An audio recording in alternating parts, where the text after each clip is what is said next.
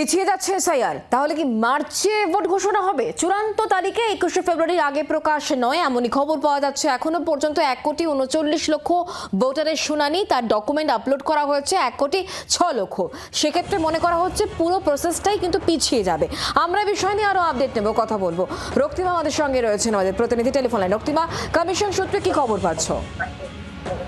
দেখো, তুমি জানো যে ইতিমধ্যেই কিন্তু কোর্টের নির্দেশে 14 তারিখের পরেও আরো 7 দিন বাড়ানো হয়েছে সেই শুনানি এবং আপলোড এবং ডিসপোজালের সময়। সেই জায়গা থেকে দেখো, যেটা কমিশন সূত্রে একটা খবর যে 28 তারিখ অর্থাৎ এই মাসের শেষে 28 ফেব্রুয়ারি কিন্তু চূড়ান্ত তালিকা প্রকাশ করতে চাইছে কমিশন।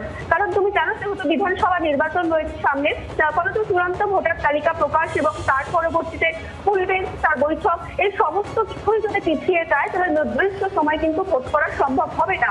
ফলত 28 তারিখটাকেই কিন্তু টার্গেট রাখা হচ্ছে। কারণ তুমি জানো যে যেহেতু ইতিমধ্যে রাজ্যের তরফে 8,505 জন গ্রুপ বি অফিসার নতুন করে নাম দেওয়া হয়েছে, সেক্ষেত্রে তারা আগামীকালে যোগ এবং তারপর কিন্তু তাদের 2 দিন ট্রেনিং হবে এবং 5-7 দিন আরো সময় লেগে যাবে তাদের লগ ইন প্রসেস পেতে। ফলত আগামী 1 সপ্তাহ অর্থাৎ কালকে তারা জয়েন করলেও আরো 1 সপ্তাহ পর কিন্তু তারা কাজ শুরু করবেন।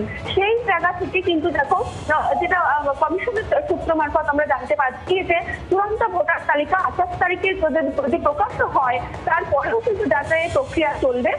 অর্থাৎ 28 তারিখেই দেখো যাদের চূড়ান্ত ভোটার তালিকায় নাম থাকছে তারা যে একেবারে নিশ্চিত হচ্ছেন এটা কিন্তু বলা যাচ্ছে না। ফলত মানুষের যে বারে বারে এই যে হয়রানির অভিযোগটা উঠছিল সেটা কিন্তু থেকেই যাচ্ছে কার্যত। শুক্লা, ধন্যবাদ রক্তিমা। বাংলার আওয়াজ, বাঙালির আবেগ, জি 24 ঘন্টা।